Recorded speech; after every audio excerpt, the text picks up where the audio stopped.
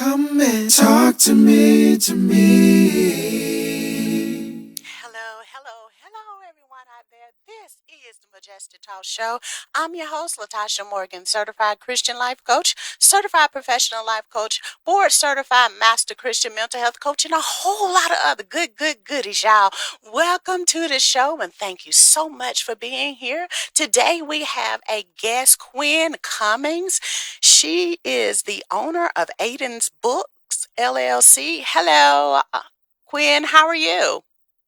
I'm doing well. How are you, Latasha? I'm blessed. Thank you so much for being on the show today. Tell everyone a little bit about yourself. Great. So, first of all, thank you so much for having me. I'm so happy to be here and speaking with you today. So, like you said, my name is Quinn Cummings. I'm the owner of Aidyn's Books and also host of the Parenting and Bonding with Children's Books show, which all started out of a love for children's books and wanting to reach more parents about the importance of reading aloud to their children, bonding with their children, and really giving them the foundation that they need in life. So we have a community for parents where we talk to parents on the daily about the importance of reading to their children and other resources as well. Okay, good. Well, again, welcome to the show, and I'm glad you're here. Today, our show is about parenting, bonding with your children through books. So, I want to know, why Aidyn's Book LLC? Why did you come up with that company, and why did you name it Aidyn's Books?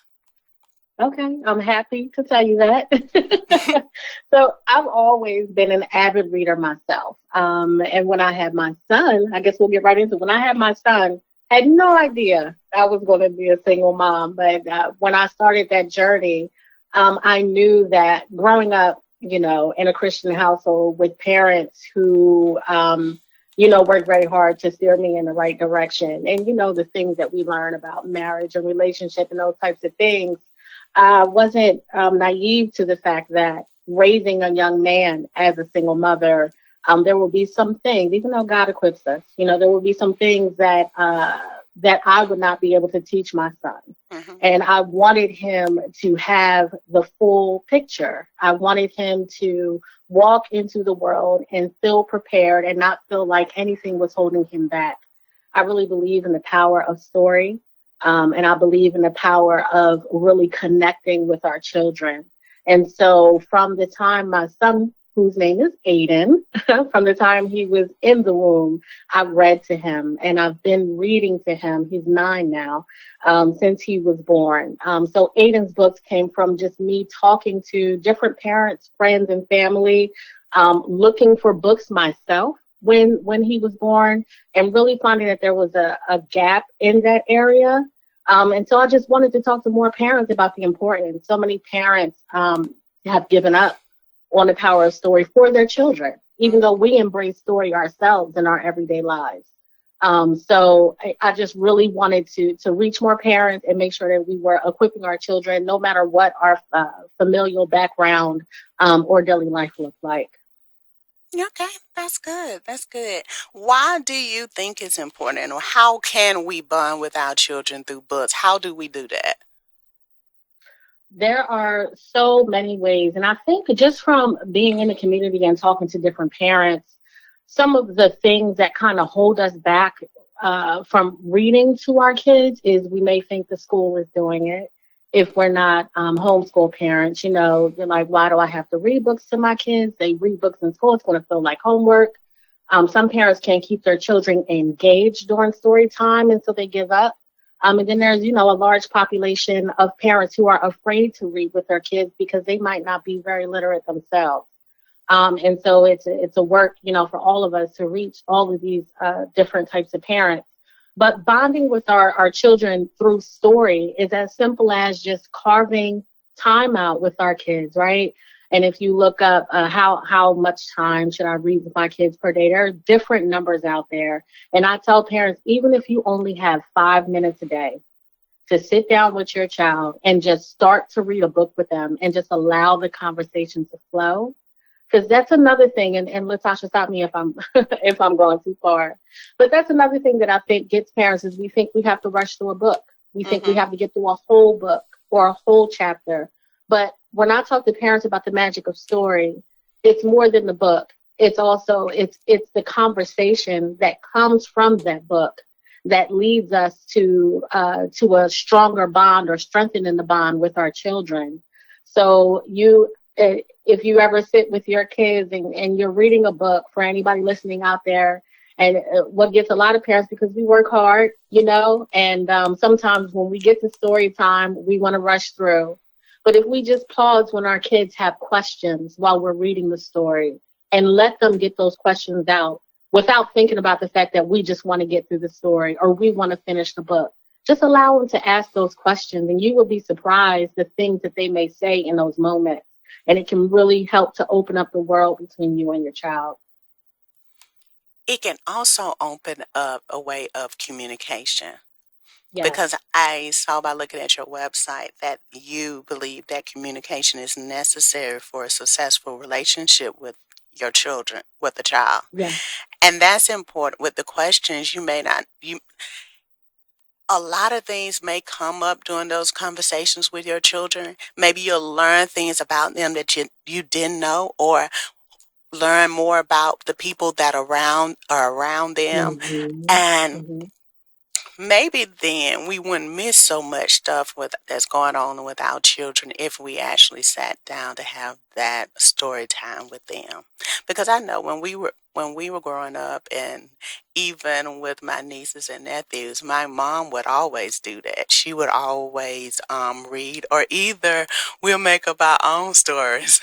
Maybe we'll start a story, then the next person will do it, and then we start doing that with my nieces and nephews. And of course, even when they were bigger, it didn't matter what size they were, we would still do it. They used to like it right before they go to sleep. They would go to sleep. So I get that. I understand that it is great and is important. It does build a bond because you really feel like your parent cares and wants to spend quality time with you. So that's good. That's good. I love that. So I know you have some methods that parents can use to teach to keep their children engaged in reading. What are those methods? I do, and I want to talk about that method with you, but you said something that just that just made me want to comment on it. We talk about story time and reading to our kids as a way for our kids to communicate with us. But it also, reading children's books with our kids allows us to find a way to communicate with them. Because oftentimes we go to work, or, we're around adults all day if our kids are away at school, and we find that we struggle to remember when we were kids. We struggle to remember what that is like for them. And when we're reading books with them, we dive into their world, right? If it's a well-done book, we dive into their world. We remember what it's like. And we're able to converse with them about, like you said, who their friends are at school, what their teachers are like. And when we talk to them and we use our words as adults, right? Sometimes they may not understand. But when we read a book around a particular topic or a particular theme, then all of a sudden they're like, oh, okay, I resonate with that. Well, kids aren't saying that, but, I understand. And so now I can talk to you about this. And now I feel like this is a safe space, because maybe even you're, as the parent or the caregiver, sharing stories with them as well from when you were a kid. And that's important. Yeah. So if we talk about the ways to engage with our children, I do have something that we created here at Aidyn's Books called the Engage Method. And the Engage Method is 6 very short and, I say, easy to do tips or things to guide parents through the read aloud experience. Because you would be surprised how many parents say, what do? I just pick up a book and I start reading? And I say, yes. That's all you do. But if you're looking for more tips, right, we have what's called the Engage Method. And I'll go through it quickly because each letter has something. And so we start from the beginning of the book to the end. And the whole purpose of the Engage Method is to create an experience, whereas we're bringing the child into the book with us. So it's like an immersive experience with the book, which we're all about the magic of story time. So maybe I'll go through the first three, and Latasha, you let me know if you want me to keep You can going. go But through all six. Go ahead. I want them to know. great. So E, entice them with the title or the first line. So don't ignore the cover. When you pick up a book, maybe your child helped you pick it out, maybe you picked it out for them for whatever's happening in their day or in their week. Engage them with the cover. Really look at it. Take in the characters that are on the cover. Take in the different elements that the illustrator has added to the cover. Try to find something in the cover that you think would spark your child's attention, and really start it out on a good foot, right? Because if we can entice them with the cover, they'll be excited to turn the next page and see what else is there. N is for notice something with them. So as you're going through a book, look for commonalities between the character and your child. Maybe things in the background, like a radio, some books, stuffed animals that may be in a book that they have in their own space. And these are just little ways to bring them into the book with you, so they can say, "Oh yeah, like I have that," and then all of a sudden they're engaged. All of a sudden they want to know what's next. G is to gauge interest with simple questions. And I actually, for your listeners, I'll give you the link when we're done here.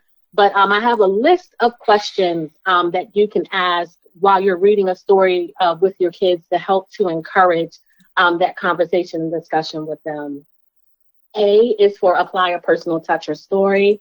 So as you're reading the book with them and you're finding that maybe something that's going on in a book has happened to you, maybe in your childhood or in current day, share that story with them. Our kids, Latasha, your nieces and nephews, don't they love to hear stories from you? Well, yes, they used to when they were, yeah. They're a little older They now. love. Yeah, they They're did. older now, but I mean, they love to hear stories, especially when they can hear stories about us when we were kids. Like, kids love that. So I wouldn't skip over that in reading a book with them if you can find a connection. G is for gather feedback. Ask them simple questions again about the story. Do they like how the story is going so far? What would they change? And then my favorite one at the end is the ending swap. And I usually tell people this one first, right? Because this one, it gets me the best reactions. I do a community read aloud in my area for the kids, and I use the ending swap tip quite often. And so I know that many of you have read a book and you're like, this book stank. Like, I don't like this book. Like, what is going on? The ending's not good. We watch movies sometimes. We're like, that wasn't good. Well, what would you do different? If you were the character in this story, or if you wrote this book, what would the ending look like for you? And it really, really encourages creativity. It encourages them to think more deeply about the story. And then you get into your kid's brain, and find out what it is that they're thinking about the story. And so those are, I think, 6 simple tips, things that maybe you might not do all of them in one night. You may only do one. But it'll really help to get story time going and to keep the kids engaged. Okay, that's good. So we have to entice them. Number 2 is next, right? Notice something with them. Notice. Okay. You have to notice something. Yeah, because normally when you look at the book, you do skip over the front cover. And you do. yeah. I mean, because the cover makes you pick it, but when you actually sit down for story time, you often don't pay much attention to it. Okay. How much of a difference has that made in your son's lives and the other people that you've used this method on? I remember one mom came back to me, and this is out of our Facebook community, and she had been reading to her kids, from the womb, like I have with Aidyn. And she used this method, and she was one of those parents that, would think, I need to just get through story time. I need to read a certain number of books for a certain number of minutes, and I'm doing my job. And that's wonderful. It really is. But you'll find a difference when you actually get into the story with them. And she said, I had no idea they had so many questions. I think because over time, we teach our children how something is supposed to go. So if we're reading with them and from the beginning we're saying, hold your questions until the end, or, let me just get through the story, we kind of put a blocker up, right? But if we ask these questions, open-ended questions, and we're digging into it with them, it's like, I think I said earlier, the world really opens up. And so she was just so shocked and surprised. Like, they had so many questions, and I had no idea they were understanding the story at this level. Okay, that's good. That's good. And if I can share as well, one of the best conversations I had with my son at an early age, he was probably 6, and we read a chapter book. And if you're listening and you're like, when do I start chapter books with my kids? Whenever you're ready. Just don't wait for a certain age. You don't have to read a whole chapter in one night. You can read one page and take it in, take it slow. But I read a chapter book with him on bullying. And he was not being bullied, but there was a friend of his in class that was being bullied. This conversation would have never come up if I had not chosen to read this book with him about bullying. And from that conversation, then I was able to write an email to the teacher and bring this up. But, just again, you would be surprised the things that will come up. And when they're in school, sometimes we ask questions, did you have any homework? What did you eat for lunch? How was your day?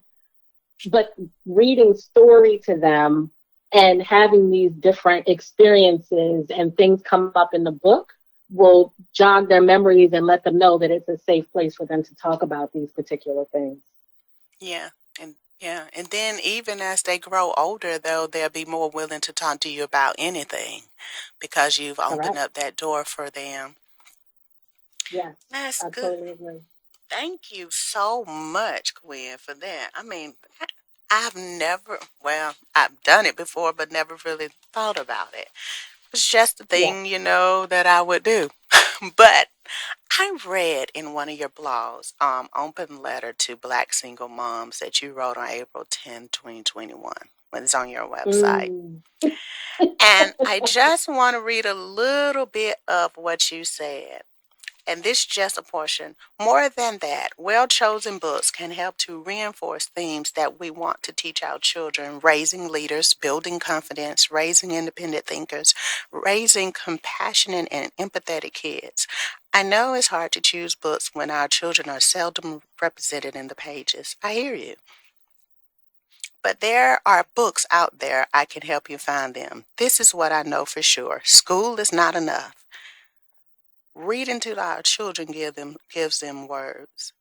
And let's read to our children. Let's give them words. Let's prepare them for life and send them out into the world every day their best selves. Why did you feel the need to write that to Black single moms in particular? That year that it's hard to say now, not an answer to your question, but so much happens in our community and to our community, right?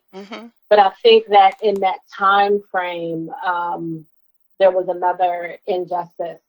And as parents, we want our children, we're really, as black parents, we're preparing our children for the world and for when we're not there with them, to be able to articulate themselves and to be able to address the world in such a way to try to help keep them safe. Now, it sounds crazy as I'm saying it out loud, because we know that a lot of times our young Black boys, our young Black girls are victimized no matter what they say or what they do, right? But it's all about, I believe, that preparation. And we want our children to walk out into the world prepared. And as a single mom, that's just what is always on my mind. Who is my kid when they're not in front of me? If the school calls me and says, my child did this, can I say, my child would never, they would never do that. And I think that in writing that letter to single moms, which actually that blog post that you selected, allowed me to have a bigger platform with Christian single mothers. So it's a blessing, and it's amazing that you selected that one. Just in making sure that single moms knew that we have the power. You know, we're not without power because we're not married. We're not without power because, you know, things didn't work out, and we can still prepare our children for the world as we originally intended. Yes, that's good. I really got out of that, but the school is not enough part stuck Mm-hmm. out the most to me because Mm-hmm. oftentimes people send their children to school like it's their responsibility to teach them and train them in everything. Well, my child acting like that because of you. It's your fault. You're not doing this or you're not doing that, and that's why that stuck out to me. And when you said that school is not enough, because really it is our well, parents, I don't have children, so it is the job of the parents to teach their children how to behave, what they're expected to do, and what the world expects of them, and how they should be themselves and not everybody's. Because we complain about them being like everybody else, but spending time with them, showing them who they are, showing them what their purpose is, letting them see that through books. I learned who I was by my parents spending time with me and teaching me Mm-hmm. how to have my relationship with God came from that. Teaching me how to have a relationship with that. Ministry Mm-hmm. came from me seeing and hearing my daddy say how I should minister and what that looks like. I knew that I was able to do anything because that's what they taught me. That's what they told me. It didn't come from school. Before I went to school, I already knew that because that's what my parents said. And I believed it because they said it. Um, so I became who I am because that even though they're gone, I still hear that in my head now. I still listen to that. So it is important that you bond with your children because my parents did bond with us. They read, even though it was always the Bible and teaching us how to pray and stuff, but that stuff did help us in the long run.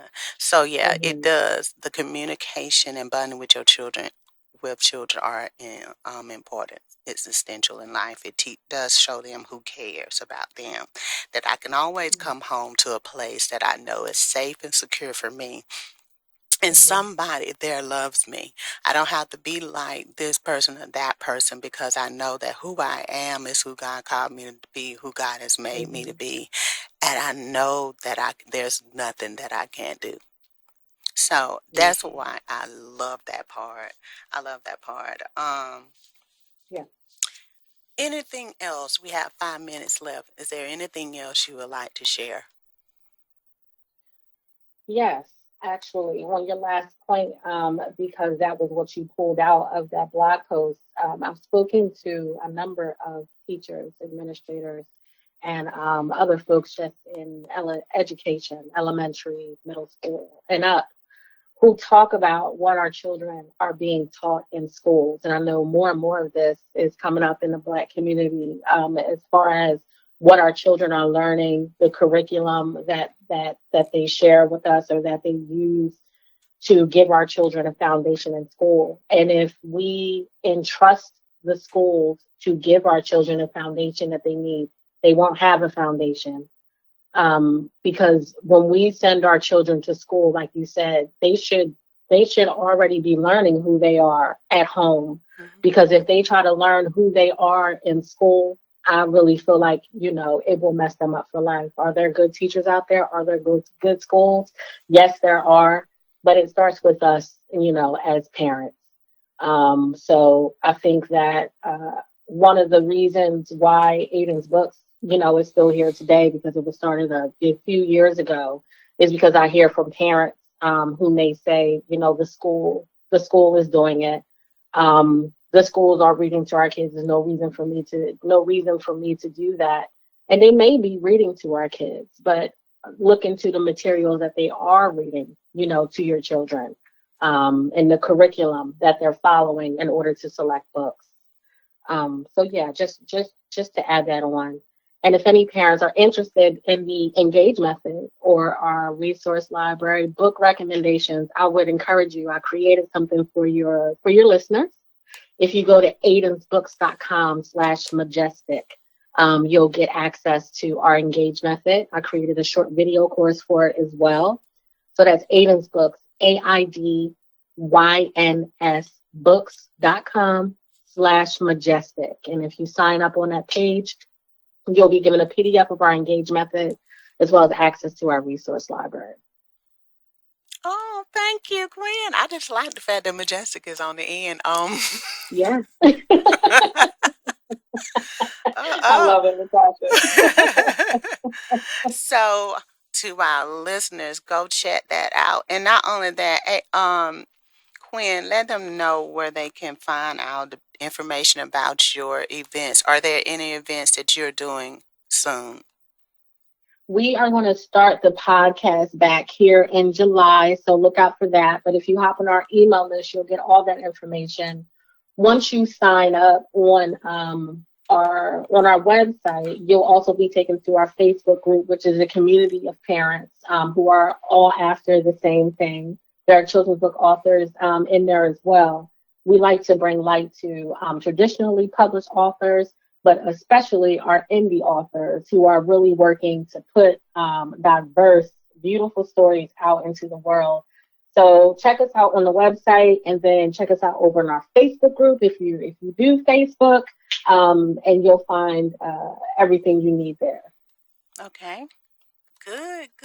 Thank you so much, Quinn, for being here today. I really enjoyed talking to you. This is the first time I've spoken to you, but I really enjoyed talking to you. I really loved your Engage method. I love hearing what you had to say about bonding with children and how important communication is with our children. And because it really is. There's so many children out there today that are sad and depressed and don't have anybody to talk to. So this is a good way for parents to help their children. So it's not too late for you to start. So thank you again, Quinn, for being here. Thank you, everyone out there, for listening to the show today. This is the Majestic Talk Show. I'm your host, Latasha Morgan, certified Christian life coach, certified professional life coach, board certified master Christian mental health coach, and a whole lot of other goodies. You can go check out our podcast show on all the podcast platforms. You can go to our website and schedule your appointment for a life coaching session at www.majestictalks.com. You can get in touch with us on Facebook with Majestic Talks LLC, Instagram, and all other social media platforms. Thank you so much for being here tonight. Good night, everyone, and we'll talk to you again next time.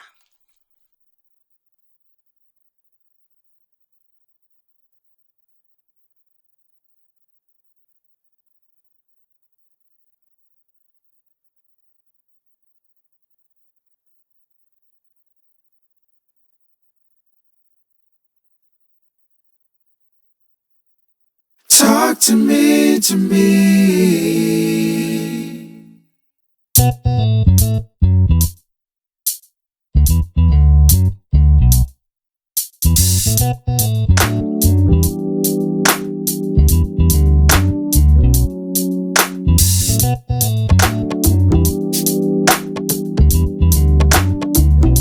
Majestic talks.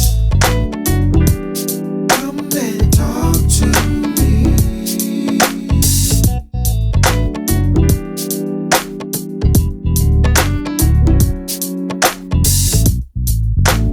Talk to me,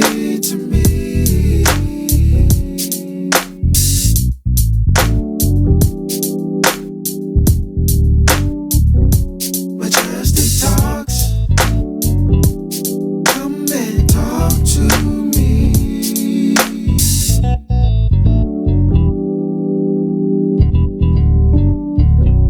Majestic talks. Come and talk to me.